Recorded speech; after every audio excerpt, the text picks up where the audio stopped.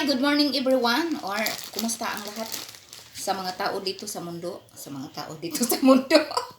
Okay, ka mga nice people, ka mga marites, atong i-review og kauning guava jam from Philippines brand or DDI Philippine brand nga product.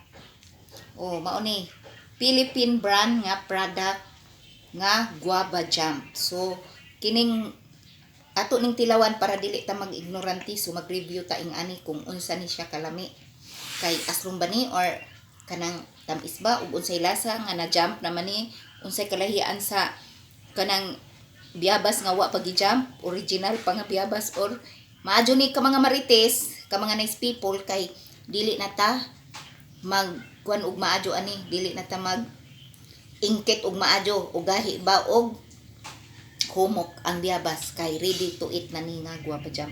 Unya ato ning ipalaman sa atong pan nga unsa man ni nga pan atong palamanan, gikan sa Panis Bakery. Panis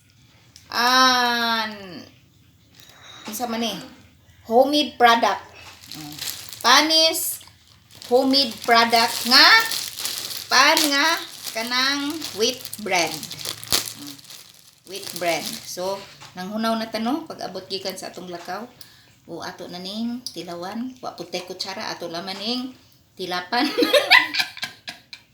Tilapan be. Uy, lahi man.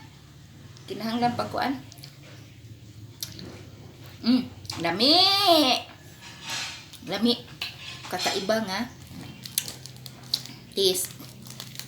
Ito palaman sa pan. Kinahanglan jud ay kutsara.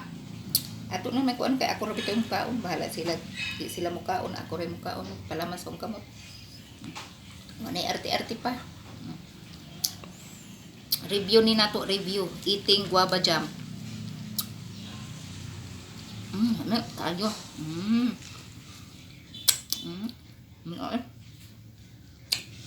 Lami. Ayo. Dito na di na kinahanglan mag ingkit pa sa biyabas, kundi di ara diri sa butilya ang biyabas.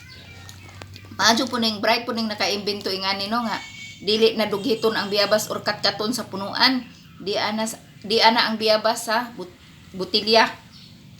Yan, dami na.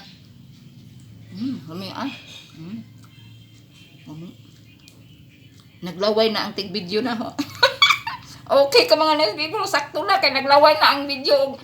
Kay kakanuno na kuno siya. Okay, bye. Okay, bye. Bye na